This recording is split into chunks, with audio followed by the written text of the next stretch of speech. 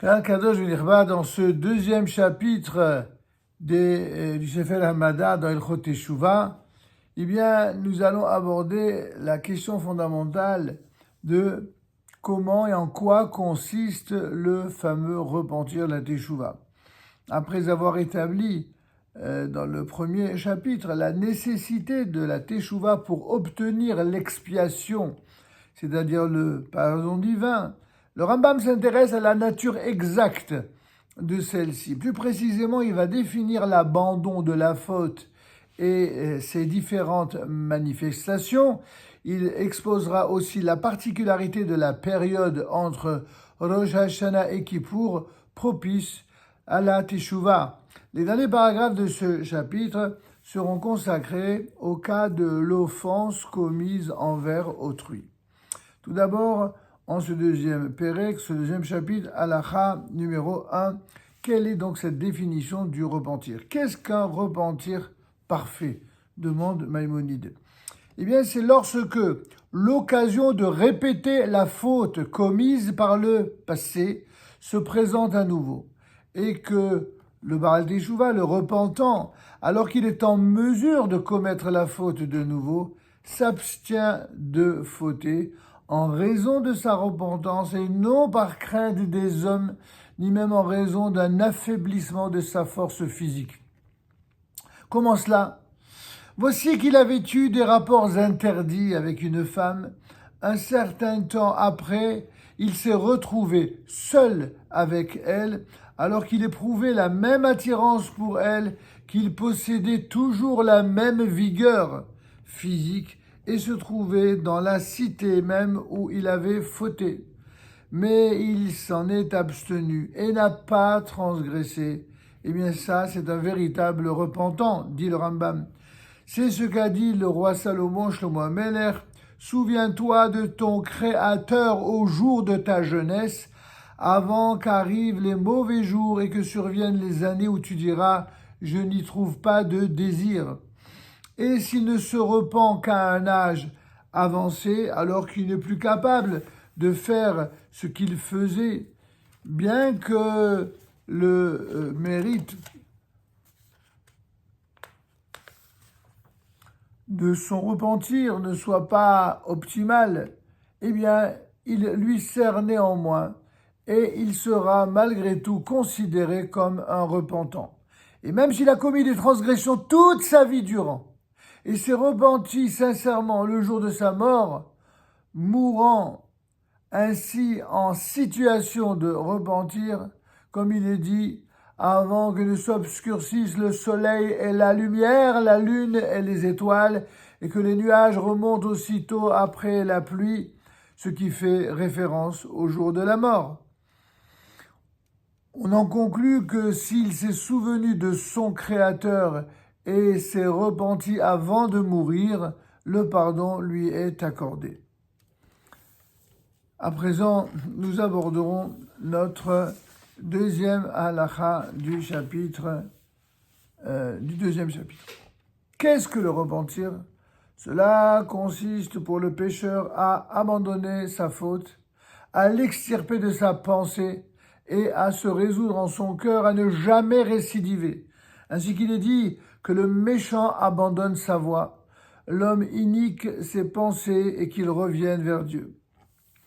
De même, il regrettera d'avoir transgressé, comme il est dit, après m'en être retourné, j'ai regretté.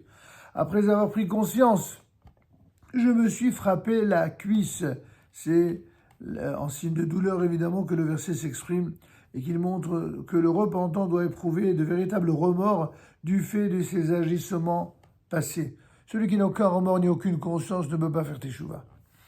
Et il prendra à témoin Dieu, qui connaît évidemment les secrets, qu'il ne commettra plus jamais cette faute. Ainsi qu'il est dit, et nous ne dirons plus nos dieux à l'œuvre de nos mains. Il faut se confesser, c'est-à-dire avouer sa faute verbalement et exprimer ses résolutions que l'on a prises en son cœur. Halakha numéro 3, quiconque reconnaît verbalement sa faute, sans avoir pris en son cœur la résolution de l'abandonner, ressemble à une personne qui s'immerge dans un bain rituel, dans un mikvé, pour se purifier, tout en tenant à la main un sheretz mort. Pour rappel, un sheretz en hébreu, il s'agit de l'un des 8 rampants qui sont mentionnés dans la Torah, dans Lévitique, le chapitre 11, des versets 29 et 30. Alors imaginez quelqu'un qui va au mikvé avec un sheretz. Ça ne sert à rien puisqu'il reste toujours impur. Ainsi, dit le Rambam, l'immersion ne compte pas pour elle tant qu'elle n'a pas rejeté le sheretz. De même, il est dit, qui reconnaît sa faute et l'abandonne, obtient miséricorde. Il faut mentionner expressément la faute commise lorsqu'on se confesse devant Dieu, ainsi qu'il est dit, hélas, ce peuple a commis une grave faute, ils se sont fait des dieux d'or. Dans la 4e halakha du deuxième chapitre, Ilchot Teshuvah, nous allons aborder avec le Rambam les chemins du repentir. En effet, les comportements suivants font partie des chemins du repentir.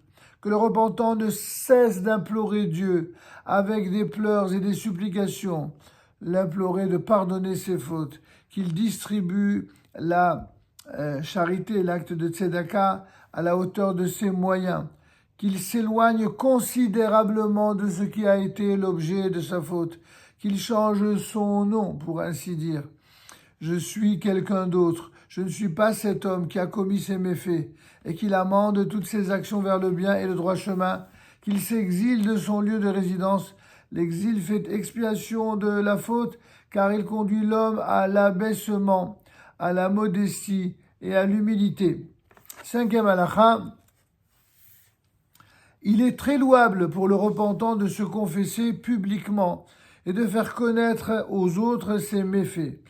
Il révélera ainsi aux autres les fautes qu'il a commises envers autrui et leur dira, certes, j'ai fauté envers un tel en lui faisant ceci ou cela.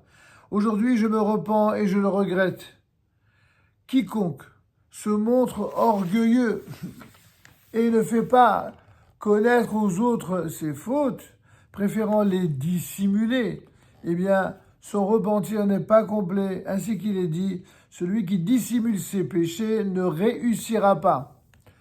Mais attention, dans quel cas cela s'applique-t-il, nous rappelle le Rambam, concernant les fautes commises envers autrui, c'est-à-dire ce qu'on appelle en hébreu ben adam lachavero, un homme vis-à-vis de son semblable. En revanche, il n'a pas besoin de publier les fautes commises à l'égard de Dieu. Dieu sait très bien ce sur quoi il a fauté. Il se confessera devant Dieu, certes, mais pas en public. Il n'y a aucune raison. Au contraire, ce serait faire preuve d'effronterie que d'oser révéler ses fautes vis-à-vis de Dieu en public. Plutôt, on se repentira devant Dieu, béni soit-il, en énumérant ses fautes devant lui. Et en public, lorsque d'autres entendent les mots que l'on prononce, on confessera ses fautes en utilisant une formule globale et non précise. C'est un bienfait pour l'homme que sa faute n'ait pas été révélée, comme il est dit, heureux celui dont les fautes sont remises, dont les péchés sont couverts. Il n'y a pas de quoi se vanter. 6e halakha, bien que le repentir et le cri vers Dieu soient toujours bénéfiques, ils le sont d'autant plus durant les 10 jours entre Rosh Hashanah et Kippour, et alors ce qu'on appelle en hébreu Aseret Yemei Teshuvah, les 10 jours de repentance ou de repentir et d'expiation, et sont alors immédiatement acceptés, ainsi qu'il est dit, recherchez Dieu quand il est accessible.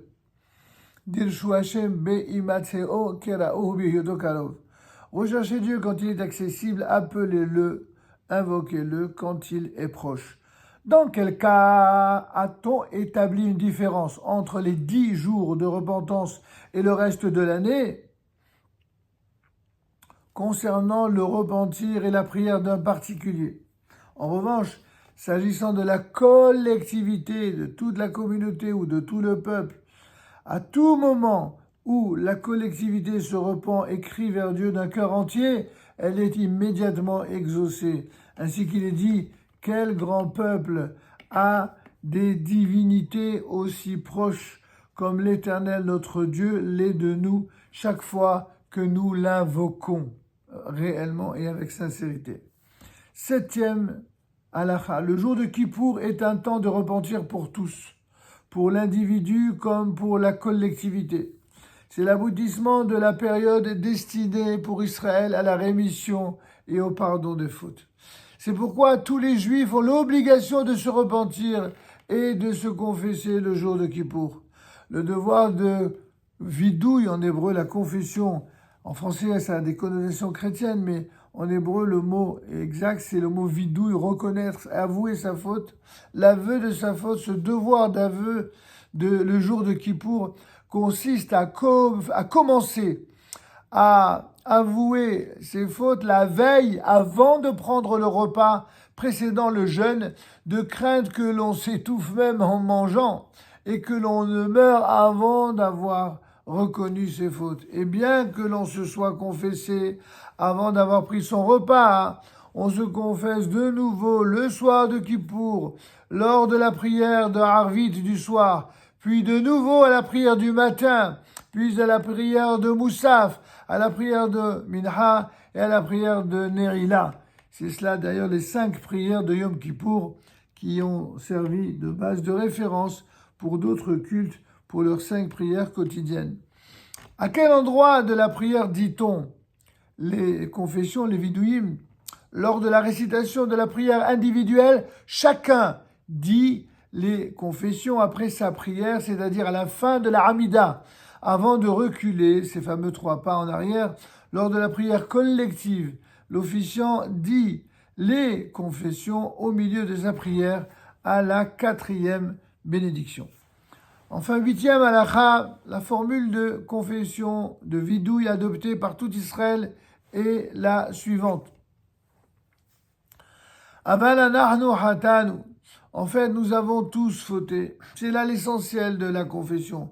Le fait de s'inclure dans la collectivité, même pour la faute.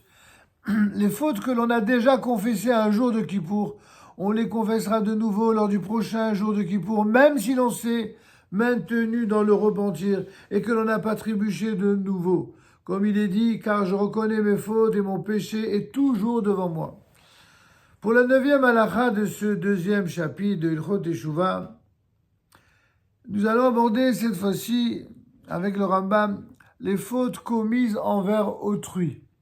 Le repentir et le jour de Kippour ne font expiation que des fautes entre l'homme et Dieu. Par exemple, lorsqu'une personne a mangé d'un aliment interdit, non cachère, ou a eu des rapports interdits, ou a commis d'autres fautes semblables. En revanche, les fautes qui sont commises envers autrui, comme quelqu'un qui a blessé, qui a maudit, qui a volé autrui, etc., eh bien celles-là, ces fautes-là ne sont jamais pardonnées tant que l'offenseur n'a pas payé à la victime ce qu'il lui doit en réparation et qu'il ne l'a pas apaisé.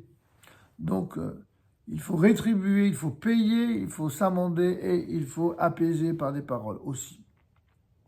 Et même s'il a restitué ce qu'il devait, il doit apaiser la victime et solliciter son pardon. Et même s'il n'a contrarié son prochain que verbalement, il doit l'apaiser et le prier instamment jusqu'à ce que ce dernier lui pardonne. S'il n'accepte pas de pardonner, l'offenseur fait venir une délégation de 3 de ses amis et il le prie instamment de pardonner. S'il n'accède pas à leur demande, l'offenseur fait venir à nouveau une délégation de 3 amis, une seconde, puis une 3e fois. Et s'il se refuse toujours à pardonner, l'offenseur le laisse et s'en va. Celui qui n'a pas pardonné devient alors le fautif. En revanche, s'il s'agit d'une offense faite à son maître, qui lui a enseigné la Torah, l'offenseur devra continuer d'aller et venir même 1000 fois jusqu'à ce que son maître finisse par lui pardonner. 10e halakha. Un homme n'a pas le droit d'être cruel en refusant de se laisser apaiser lorsqu'on lui demande pardon. Au contraire, il se laissera facilement apaiser et sera difficilement irritable. Et lorsque l'offenseur lui demandera pardon, il lui pardonnera sincèrement, d'un cœur entier et de bonne volonté, même si l'offenseur l'a persécuté et lui a causé beaucoup de tort, il ne se vengera pas et ne gardera pas rancune comme la Torah nous l'enjoint. Telle est la dignité de conduite observée par la véritable descendance d'Israël et dictée par leur cœur droit. Mais les païens, ceux qui se livrent à l'idolâtrie, eh bien, au cœur insensible, ne se comportent pas ainsi et gardent une haine sans fin. De même qu'il est dit au sujet des Gibronites, parce qu'ils ne pardonnèrent pas et ne se laissèrent pas apaiser malgré les sollicitations du roi David. Or, les Gibronites ne faisaient pas partie des enfants d'Israël. On voit ici ce qu'est la haine des nations vis-à-vis d'Israël.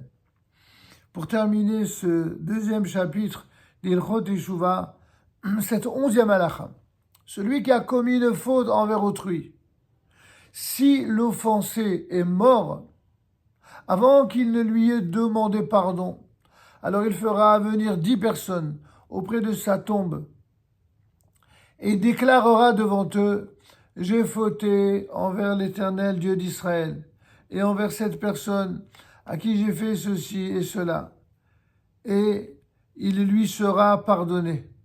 Et s'il lui devait de l'argent, il devra restituer l'argent à ses héritiers. Et s'il ne sait pas qui est l'héritier, il déposera l'argent au tribunal et confessera ses fautes devant les juges. Ainsi s'achève le deuxième chapitre de l'Ilchot Teshuvah. La semaine prochaine, Be'ezrat Hashem, nous aborderons le troisième chapitre qui énoncera toutes les fautes et mérites tels qu'ils sont pesés et jugés par l'Éternel. Shabbat Shalom U'evarach.